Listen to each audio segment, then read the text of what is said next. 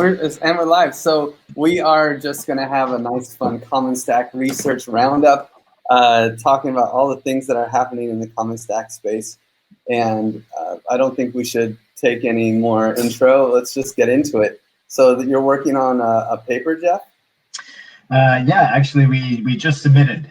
So this was actually an interesting collaboration. It came about when we started chatting between the Common Stack, the Commons Engine, the Economic Space Agency, the P2P Foundation, and Challenge, who we met in Thailand just before we left. And all of these groups were kind of coming together, and there was a paper call from Frontier Sin Journal on Ostrom's global challenges to scaling the commons. So a lot of the, a lot of people know about Ostrom's principles for the commons, the 8 principles that we've actually, do you have the Bristol board right there beside you? No, I don't. It's upstairs. Oh, darn. Okay. Yeah. So that's been a big, focus of the Common Stack is what are these kind of repeatable rules for sustainable commons management, and I think that's really gotten out there in the crypto community and the wider commons community. A lot of people know about Ostrom's principles for the commons, but what's less known is Ostrom's challenges for the global commons. And she wrote a paper called Revisiting the Commons, Local Lessons, Global Challenges, where she identified these 6 difficulties for commons to scale to solving global issues. We know they're very effective on the local scale, but how do these tools that are useful on small scale spread to addressing things like climate change, biodiversity loss, and other global challenges? We just finished and submitted this academic paper, which was a collaboration between the Common Stack, Commons Engine, Economic Space Agency, who are all very interesting commons-based DLT technologies, and the P2P Foundation was also involved. So that's really exciting. I imagine it'll go through a few series of review, and then we'll definitely share that on the Common Stack channels, and looking forward to kind of opening up the discussion beyond just Ostrom's principles, but also these challenges for how the technology we're building can address truly global issues. Do you remember what the challenges were? Like Yeah. So challenge 1 was scaling up problems. So how do you take these localized solutions and bring them to a larger audience without there's kind of this Silicon Valley mentality of scaling, where you scale like one solution until it's no longer a solution anymore. So it's a little more nuanced than just scaling in the like business model type mentality. Challenge number 2 was culture diversity. So when you grow a commons, obviously different communities start bumping into each other. So it's not just within a community how you manage those commons; it's between communities. How do you manage those as well? Challenge 3 was as you start to zoom out, all these resources start to get interlinked. So it's not just a water question. When you zoom out far enough, it's the water is also plays a role in land management, plays a role in waste management. So all of a sudden you have these interlinked CPRs, common pool resources, and that's a challenge when you start to scale commons practices to a global level. What's the challenge? Is governing the multiple, because they have so many interface points? Or exactly, it's not just one community and one resource anymore. It's multiple interlinked resources that impact each other and how they evolve, and also multiple communities governing those multiple resources. So it adds complexity to the commons challenge. Accelerating rates of change.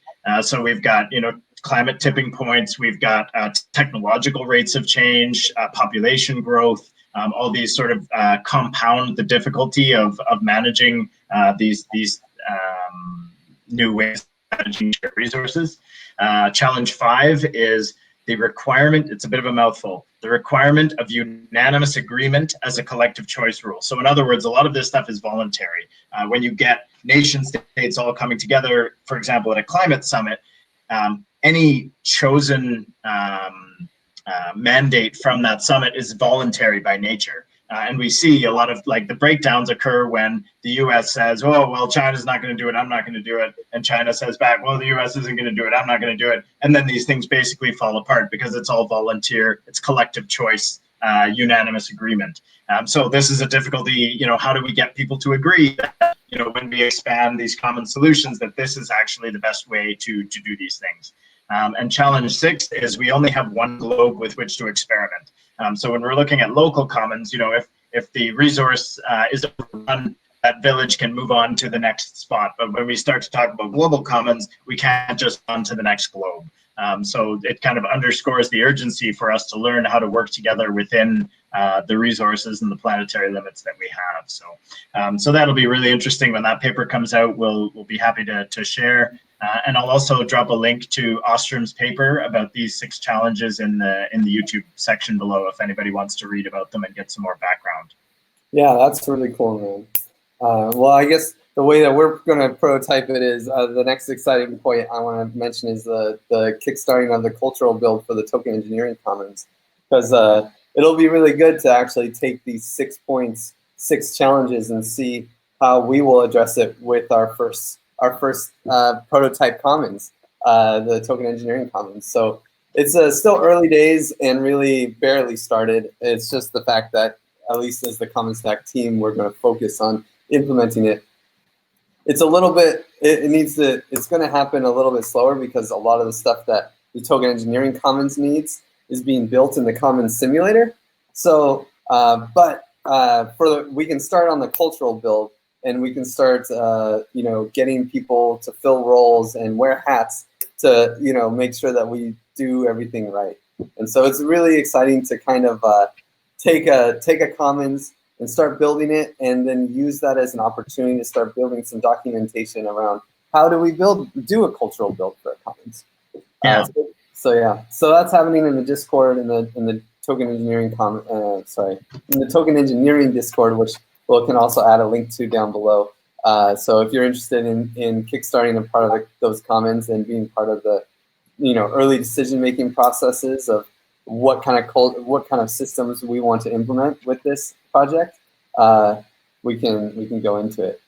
Yeah, and just to give a bit of context for anyone watching, the Token Engineering Commons is basically a community of people who have come together around this open source token engineering methodology and CAD, and applying these commons management principles to this community so that we can kind of coordinate around shared goals, manage shared resources like funds to move forward on research directions, whether that is furthering education of token engineering, furthering the development of tools like CAD, or the kind of the engineering design process that is coming together in token engineering. So it's kind of trying to create like a business processes, or I mean, what you would consider business processes in a business, but this is an open source community. So kind of giving some of that infrastructure. How are funds created? We can talk a little bit more about bonding curves later. How are funds allocated to proposals? How are decisions made in this kind of like amorphous decentralized group?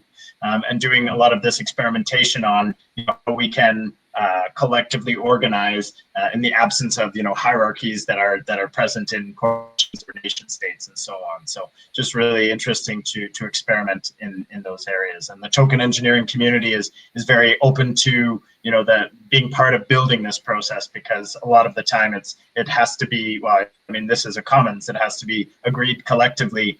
This isn't something that you say, well, this is how we've planned it, go do this. It's a collective sense making, where the community takes the principles of Ostrom and the tools of the Common Stack, and and everyone who's working on important tools and methodologies in the space to move forward on some of these really interesting research directions. Yeah, and on that, because I had a nice conversation with Angela this week about like, what is this, what is the token engineering commons in relation to the token engineering community? And it's just a small piece. The goal is not for the token engineering commons to govern the token engineering community. No, it's just a nice fundraising tool, honestly. It's a way that we can actually bootstrap some sustainable funding for the token engineering community, because the token engineering community is creating value for the society as a whole around creating standards and doing token engineering work and promoting token engineering as a field of science, and providing resources and projects out there that are valuable.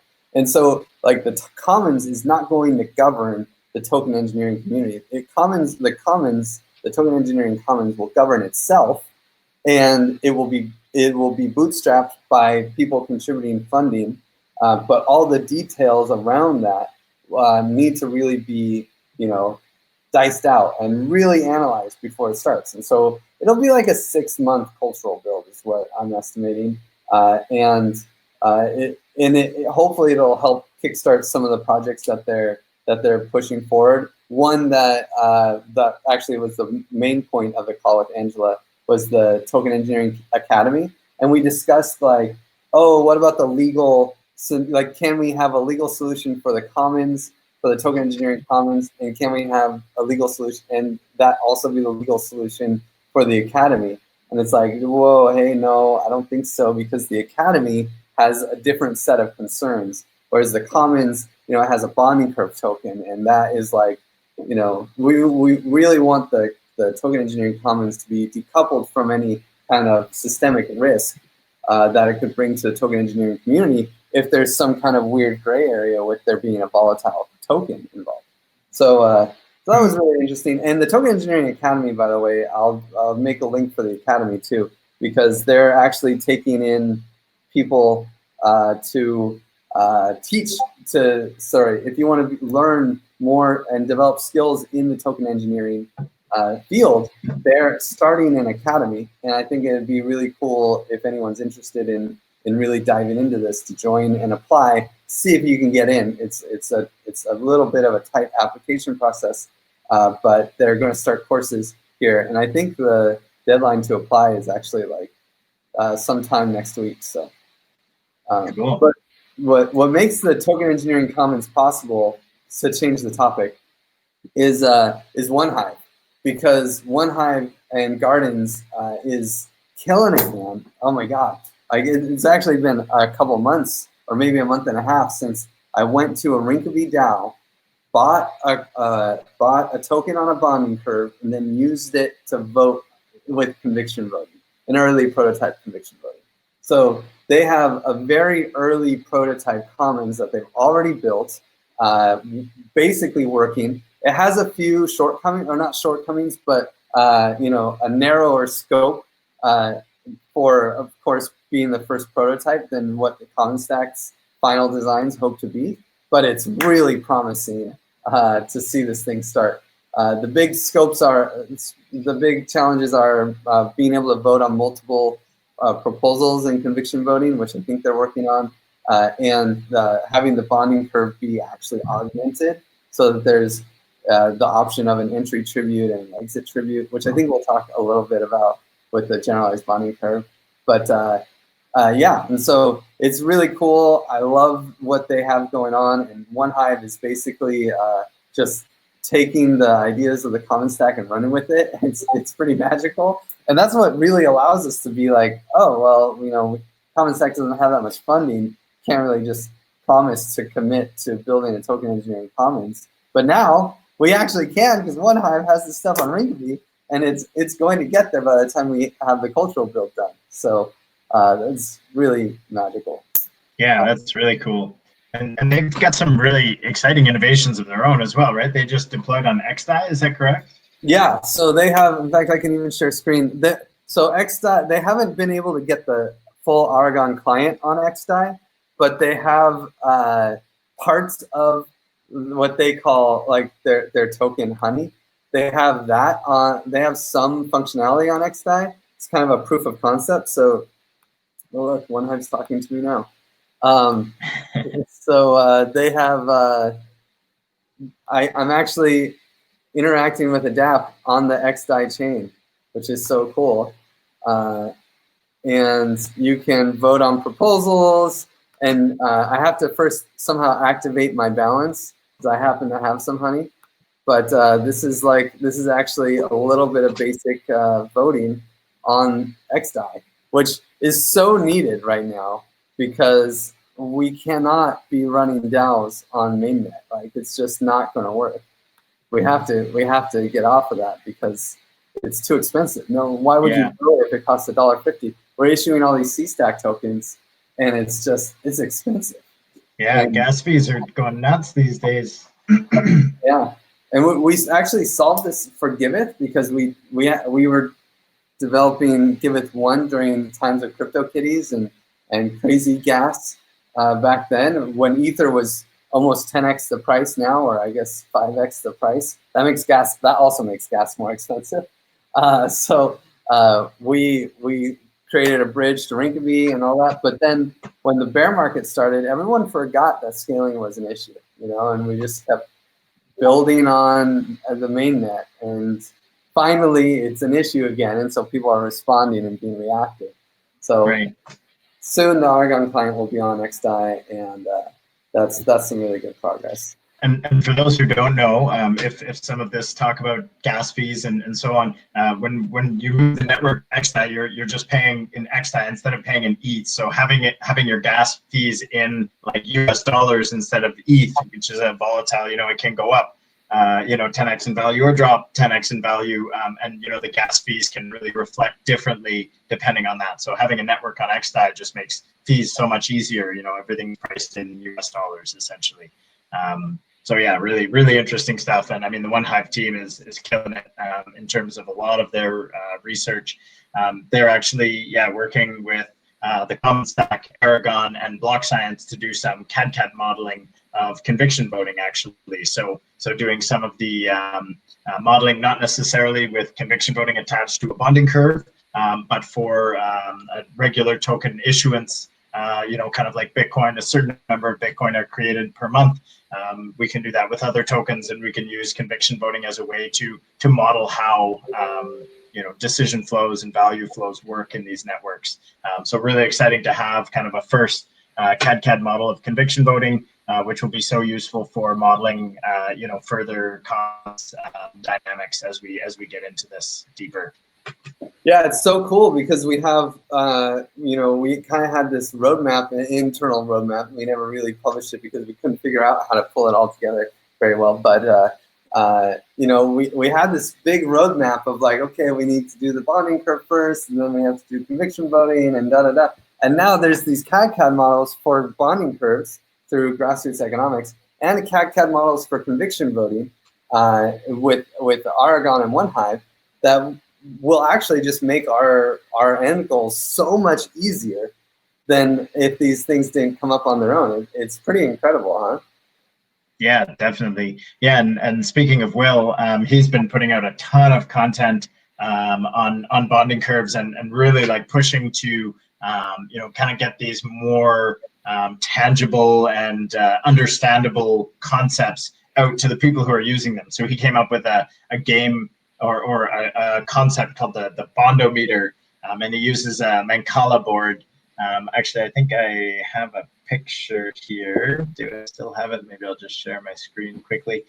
So just to show Will, working with bonding curves with villagers in rural Kenya. And each of these is like a step of the bonding curve. So these people here are trading their community inclusion currencies, the tokens that are generated by the bonding curve, for the collateral, which is Kenyan shillings. And they're working on a local currency in Kenya that provides liquidity to these rural villages that kind of run out of cash at certain times of the year. They have farmers who need workers, they have workers who need work, but there's no cash to facilitate the transaction. So what they're doing here is, understanding the dynamics of the bonding curve and how that can help with this liquidity crisis that they see in rural Kenya, and actually that we're now likely going to see around the world because of COVID. When people can't go to work or there's a high unemployment, people don't have a lot of money, but they still need to eat. And there are farmers still growing food that still need to sell their food, but there just isn't cash. So in these kind of like liquidity crises, tools like bonding curves can be very helpful to address that. And Will is doing a ton of work to explain this in a very easy to understand way. And that's, I think, the whole CIC project is really exciting. Actually, maybe do we have some time to show some of the simulation work we did with the of course, with the CICs? Okay. So here's the the GitLab repo of the CIC CAD model. So this is like a CAD model for an early bonding curve, and to talk through some of the kind of setup and the situational parameters that they find themselves dealing with. You know, the people that are trading, how are they trading, understanding the behavior of these traders. And yeah, there's been some really interesting simulation work going into the CIC system so far. And if you're interested, you can find this at the Grassroots Economics GitLab. And we can just walk through briefly some of the stuff in the model here. We have some system diagrams that explain the value flows. So just briefly on the left-hand side here, we have the users of CICs. So each of these dots could be considered, you know, a villager in Kenya. Some of these groups get together into savings and lending groups called chamas. And these groups, so each of these dots could, oh, I'm getting a bit of feedback. I was checking how I was working on the live stream. Okay, cool. So we can see here that the Red Cross comes in and funds basically whenever these villages go through drought or any kind of disaster or liquidity crunch. The Red Cross basically drops in money on these, and this is the gold standard of aid around the world these days. They no longer bring in medicine or food because that just devastates the local industry of these things. So what they actually do is send cash, and then this empowers the village to decide what that cash should be spent on.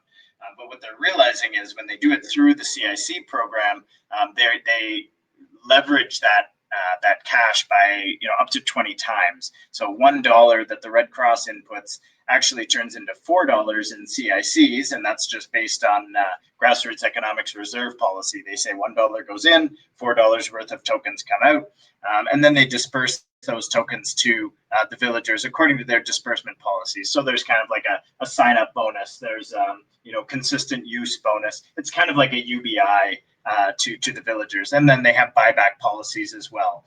So of course this is has to be managed carefully, because if you just give out free money and then everyone reclaims the collateral and it's only 25% collateral, then the system will collapse. So there are certain policies that they have, such as you can only redeem up to 50% of your holdings, provided you have spent 50% of your holdings that month. So there's certain rules that allow this kind of currency flow to occur between the Red Cross and these users on the ground of the CIC token. So of course, when we start putting in bonding curves and algorithmic policies and so on, which is this box down here, and Grassroots Economics is the pink box up here, just to finish walking through this diagram.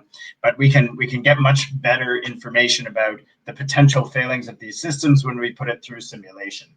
So that's the whole point of this model, is that we are trying to understand the dynamics of these systems and under what situations they might fail. So we can test a lot of our assumptions. We can run them through parameter sweeps and Monte Carlo analyses and start to answer some of the questions that the Red Cross has when they're deploying these. This is obviously to vulnerable populations, so we want to make sure that we are rigorous in understanding the assumptions and the sensitivities of these systems. So some really exciting stuff going on in CAD modeling of the CIC world. So definitely feel free to check this out, and we'll drop a link to that in the YouTube notes below as well.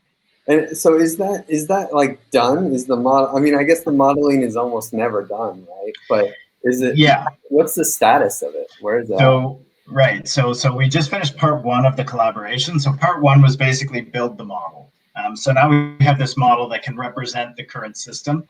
The next step, which is pending funding, is using the model to run through all sorts of different scenarios. So the Red Cross may ask something like, what should the fee be on the bonding curve, or should we even have a fee? How often should we drip money into the currency, or into the community? Sorry. So all these questions are basically that. What I ended on there was the test grid. There was a little Excel sheet of all of the questions that the Red Cross has, and all of the parameter sweeps and Monte Carlo analyses that have to be done to test how we can adjust system policies without the system falling apart. So that'll be part 2 of the collaboration, which is coming up as soon as we can get some funding for it. And I believe there are a few grant applications in progress between Block Science, the Red Cross, grassroots economics, and a number of other groups to basically move forward with using this model to provide operational decision support for policies moving forward. So yeah, some really exciting stuff there.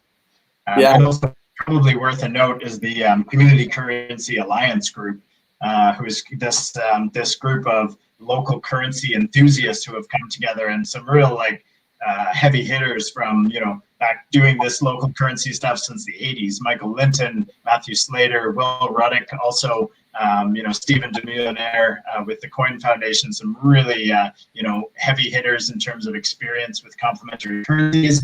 And also like this model will be so useful for all these different groups too, because essentially like a local currency is like a commons in a way, like the currency that we share is a resource that the community uses. So when we create a local currency, it's like creating a commons as well. So it's really exciting to see the Community Currency Alliance group coming together around some of these simulations as well, and how they can be useful for designing not just CICs in Kenya, but local currencies in Canada or Argentina or anywhere else there's interest, because we're definitely seeing there are a lot of people cluing into currency as a commons, and how that can work to unlock, economic resilience in these crazy times of global economic turmoil. So it'll be really interesting to see how that pans out over the coming months as well. Yeah. Economics as a public good, or money as a public good. It should be. Instead, it seems like we treat it like a private good that's controlled by some one source that owns the money, the Federal Reserve or whatever is in your country. And it's crazy, man. Whereas community currencies, they treat currencies as a commons, as a public, especially like the UBI currencies, it's like a public good. Everyone has access to money, and now money is a public good. I mean, that is some cool stuff. So it's really cool to be part of the CCA. The work they're doing is incredible. We get to host a call every 2 weeks, so it's really fun. But honestly, that's really Gustav is doing amazing work with that team. Yeah, so, definitely. And it really, it democratizes access to one of the biggest sources of power in the world, the creation of money. If I create money and say, well, I'm just going to give it to the people that should have it, like corporations. Oh, we've got economic turmoil. We need to save the corporations. Meanwhile, people running the corporations are using this as an excuse to get richer and richer, and most of the people aren't actually being benefited by this new creation of money that's put into corporate bailouts and so on. So really, when we can democratize access to one of these biggest like levers of power in our society, we can start distributing, I'm not going to say wealth, but equity more evenly throughout society. Yeah, for sure. At least start changing it. And anyway, we have lots of other things to talk about in our research. Specifically, you were talking about the bonding curve simulations that grassroots economics is doing, and especially on the social side and these social dynamics. I've been spending a lot of time with Andrew, who's been doing the Commons Simulator CAD work. We've been making really, really good progress. And man, it's just so cool, these simulations. I kind of want to show his rewrite off, because he's been rewriting Sargum's original Common Stack simulations. And, there's just like a lot of interesting, basically trying to make it so it's all readable with comments and how things work. And it's a lot of this like, little pieces that you don't think about, all these little complexities that are part of the social decision-making of a community, or like in a DAO. And so we're actually modeling DAOs here.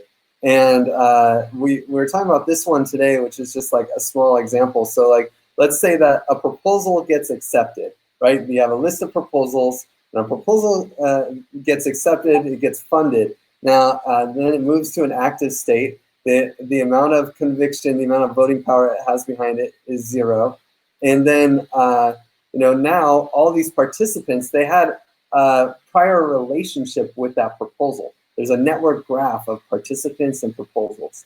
And so now this network graph, each participant has a certain affinity for each proposal. So the affinity for, but there's also these proposals that have some like conflict. Well, let's see. What is this one? This is if a proposal passes and someone likes that proposal, that's a good thing. They should have a better opinion of the commons as a whole than after it passes, right? But if they had the idea behind this little piece of code here is that if a proposal passes, does the person feel better about the commons or worse about the commons? And so Zargum made this little, it's just a few lines of code, but it basically says that if their favorite proposal they liked, a lot, let's say they liked it, we just have a range of 0 to 1. They like it 0.8, right? And this proposal, they like 0.7. Well, then they're happy that this proposal passed, and the sentiment of the commons will go up. But let's say that this proposal, they only liked 0.1 and their max proposal is 0.7. Well, then they're actually going to be a little disappointed. And they're going to be like, well, why didn't my proposal that I really like go through? Instead, we're funding this other proposal. And so their sentiment will actually go down. And so now when you go to the next time step, you have changed all of the actors' opinions about the commons for passing this proposal. And it's like, that's just like 10 lines of 800 lines of code in this simulation. What's cool is it's a lot of work, but once it's done, once we have this set up for like, what happens in conviction voting, for this, especially when Aragon takes this and runs with it, and we have all of these dynamics set, we can just copy paste, and we just have to understand what's happening, and we can start applying it to all of these things and start moving into that decision matrix that grassroots economics is moving into right now. So that's just like one thing that we're working on in the Commons Simulator. Also, I got to give a shout out to Danny, who's made great progress on our narrative. We finally locked down all the order of operations of what's happening in the narrative and started really detailing how the illustrations will go. And hopefully this week, Marco will start working on more solid designs because we're going for a mobile-first attack on the Commons Simulator. So like when someone clicks the link on Twitter, they actually can start playing the game on their phone, and it makes sense. Nice. So yeah, that'll be really cool. Cool. And the Commons Simulator is also in line of, a lot of the stuff Will is doing with the bonding curves is just trying to make this more tangible, putting it in people's hands to give them kind of a game where they can walk through and instantiate a commons, launch a commons, choose all the parameters, and really understand, the importance of the tools that are being built here and what they can be used for to solve real world problems. So yeah, that's this. I think we're probably pretty good on time. Hey, Griff, I don't want to keep this going too long, but we wanted to give everyone kind of a sneak peek behind the scenes at a lot of the research and initiatives that are going on at the Commons Stack, all the exciting things that we're going to have to launch and share with the community over the coming months. If we look forward, we're going to be doing this on an ongoing bi-weekly basis, and just kind of giving you a behind-the-scenes look at it going on, some of the updates, some of the links, and keep the community more involved and engaged with all the exciting research going on at the Commons Stack and all our wonderful partners in this space. Yeah, thanks. That was fun, Jeff. Yeah, definitely. I'll see you probably tomorrow. Later tonight, we have more calls. Deal. All right, see you later, everybody. See you later.